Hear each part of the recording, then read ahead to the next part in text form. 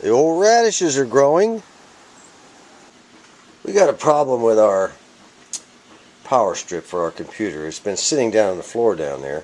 You know, you just reach down. It's got a big old long switch. You can just reach down with your foot and just, you know, turn it on, turn it off. Powers everything. Unfortunately, the dog, Mac, you'll be right in the middle of something and he'll get down there and lay on top of it and shut the thing off. And there goes your computer. Not good for the hard drive. So I need to mount it up here on the side so old Mac can go ahead and lay down there and kind of rest. Alright, she is now mounted on the side of the wall, and all we got to do now is just flip the old switch. I had it up there at one time, but wifey, she said it was bumping her knee. Well, I had to take it down, but they had to go back up because of the pooches. It's kind of a nice, quiet, easy day here today in Arkansas. It's a Sunday afternoon. So I thought I'd whip up some potatoes and onions and some bell peppers. I haven't done that all winter. Just got back from the movie Olympus Has Fallen. Holy crow, what a movie that one was.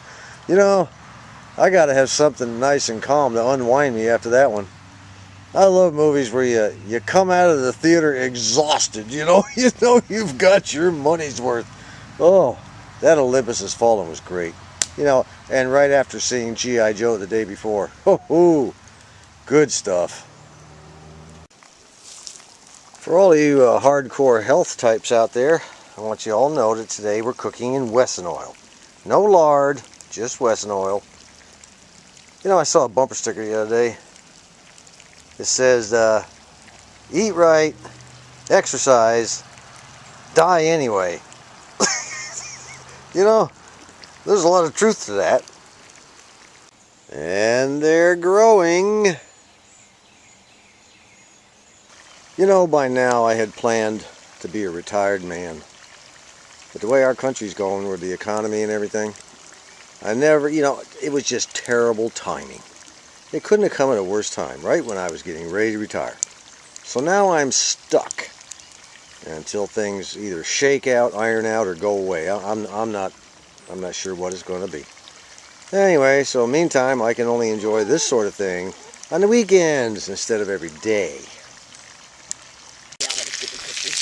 Yep, they're looking pretty good. Time to add the bell peppers and onions. And they're growing. By the way, I should have covered this earlier. If you want your indoor houseplants or vegetables in a container like this to grow better and faster, water them with lukewarm water. Don't use cold water. Don't just go to the tap and fill up a spray bucket, you know, such as this, and just put that cold water on there. It shocks the plants, and it stunts their growth for, you know, a day or two until they recover. It's the same as if I were to take you and throw you in a cold tub of water. It's going to be a little shocking, so don't do that. Use lukewarm water, not hot, and they'll grow faster. They like that warm water. They like to be watered with nice warm water. And the same thing goes for my potatoes I'm growing. Anything you grow in a container. Potatoes are doing pretty good. They're up to about 6 inches right now, which is the time when you're supposed to, you know, cover them all up again with dirt. So that's what we're going to do. We're going to go ahead and, you know, whip up a batch of dirt in this old bucket here, and we're just, you know, with the manure and the other stuff, and just kind of level it all out. The other one I have a few days on. It's not doing as well as the others. I'm getting some growth here, and things are popping up, but not as much as I had hoped. And once again, we're going to use some Scotsman's Choice garden soil, topsoil actually, and some Miracle Grow garden soil, and a little bit of cow manure. To make sure I have a good mixture of the 3 bags of material, I shift it from one bucket to the other, back and forth. Mix it a little bit, then pour more in and mix it. It takes about 3 full swaps, you know, from one bucket to the other to get everything well mixed. You take your hands down there and just kind of stir it all around. Back and forth, back and forth. Just keep doing it till you're happy. Alright, I'm happy. We have a nice uniform color of all the dirt and the organic stuff and the cow manure. So now we're just going to kind of easy does it, put it in the barrel where the potato plants are. Don't just dump it in there because it'll flatten out the plants and maybe break the stalks. You got to kind of kind of let it drift in nice and easy, like stir it around with your hand until it covers the plants. Alright, that covered most of it, so what I'm going to do now is mix up another batch. Alright, and now that the plants are growing, just like the radishes, we're going to go ahead and water them with warm water. Go ahead and water them with warm water. But you don't want to soak them all the way through, not quite yet. And a little over here, it's kind of easy, does it? It'll soak down through. We've got about 10 inches of dirt in there now. It'll soak down good. But, you know, potatoes don't require, believe it or not, a ton of water. They don't need maybe watering but about once a week, depending on the climate you live in. Just kind of keep them damp is about all. You don't have to shower down on the water. A couple more things. I'm using this Scotchman's Choice topsoil, and, you know, that Miracle Grow in the manure. Try to, you know, eventually you're going to run out of, you know, like I did right here. I'm going to have to get some more. Try not to change the kind of dirt you're using. I will try to continue to use the Scotchman's. I will try to continue to use the manure brand and the Miracle Grow brand and type that I've already used. You know, don't change horses in midstream. The plants may not like it. And next is I got them up on cinder blocks. I was going to wait a while to do that, but one of the viewers said, you know, you need to get it up there. I said, yeah, maybe you're right. I'll just go ahead and do it now instead of waiting until later. So I went down to Lowe's, picked up a couple of cinder blocks for each. That keeps the ants out. Okay? Use the same dirt, the same mixtures, all the way to the top until you're done. And get those barrels up where the ants won't get them. I'll take some ant poison and put around these things, by the way. And down in the holes on the blocks. I'm going to do what I can to keep the ants out this year.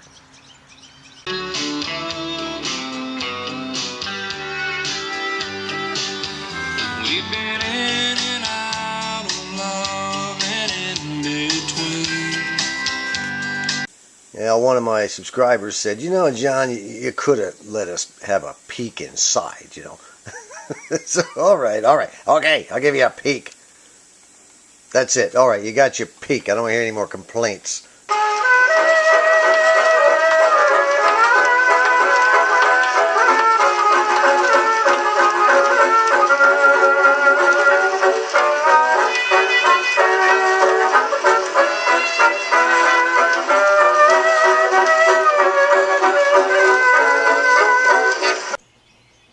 Yeah, the old Thomas Edison C250 phonograph lid is coming along pretty good. I just finished up removing the second application of pastewood filler. It's looking real nice. You know, I got a little wear here in the corner on here, and a little wear in the corner on here I'm going to have to do something with. This is where people would pick it up, you know, and one hand on each side. This is the front here where they would lift the lid over the years. And Wifey and I just got back from downtown, and while we were there we stopped in a flea market that our grandson works at. And I was just going to wander around, see what was there.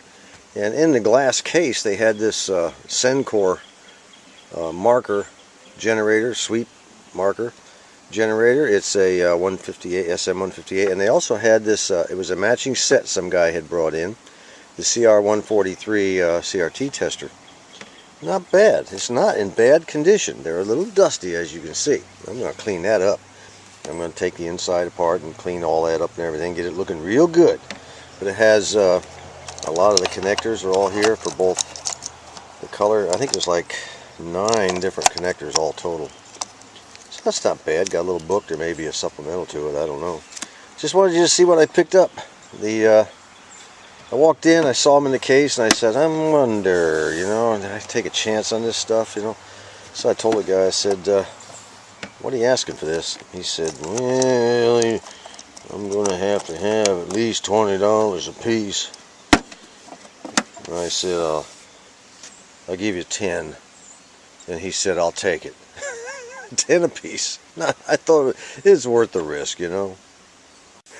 All right, I'll give you a longer peek. Just for a while now, just for a while. Okay, here we go.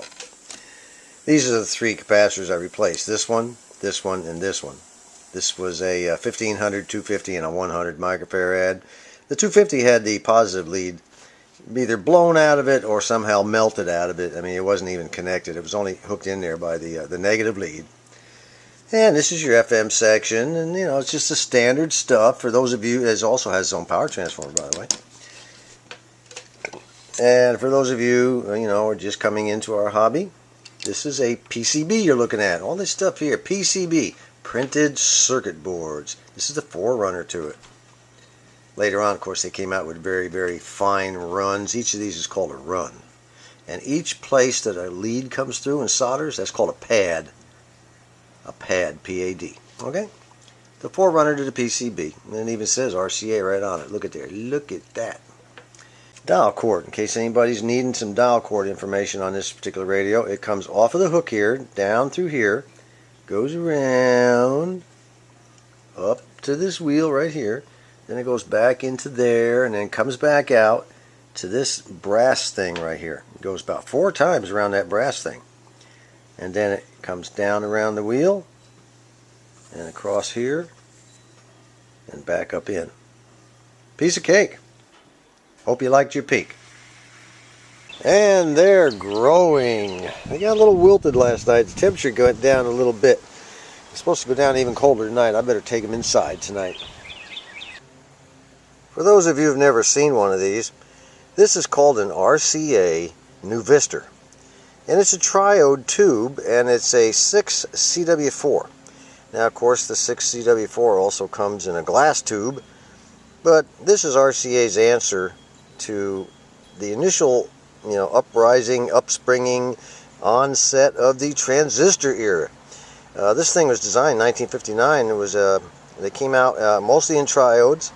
They had a few tetrodes, and it has a ceramic base, and it has ceramic on the inside here, and it's very low noise, so they used them in television tuners. Started out with color, you put them in black and white also, and they used these things up until 1971. Well, I just happened to have one, and I put it in my tube tester, and I found out that it measures kind of weak. Now, this thing has a heater in it, just like a regular tube. The whole process for making them was entirely different. You got little tiny pins on the bottom. Can you see that? Can you make that out? See if I can zoom in here a little bit to help. Little tiny pins. Anyway, when you take them out and you put them in, you do it straight up and straight out. You don't wiggle these babies. You try wiggling it, you're going to break those little tiny pins. Just wanted you to see what an RCA Nuvistor looks like. I had heard of them, read about them, but never seen one in the flesh. Now I have, and so have you. RCA Nuvistor. Now we got us a problem with my beautiful radishes. The temperature is going down to 30-some degrees tonight, so wifey brought the radishes in and set them on the floor. And it looks like our doggies, one of them maybe, walked through them. I don't know how many is going to survive. The Syncor speed aligner, the sweep marker generator, and the CRT tester are both good to go now. I recapped both of them. Brand new electrolytics all the way. Has several in each one. One of the fellows named Bruce on the Antique Radio Forum supplied me with a user's manual and schematic for the SM158, which was very nice of him, you know. So I'm kind of looking forward to testing the CRT tester. I'll be doing that hopefully in the very near future.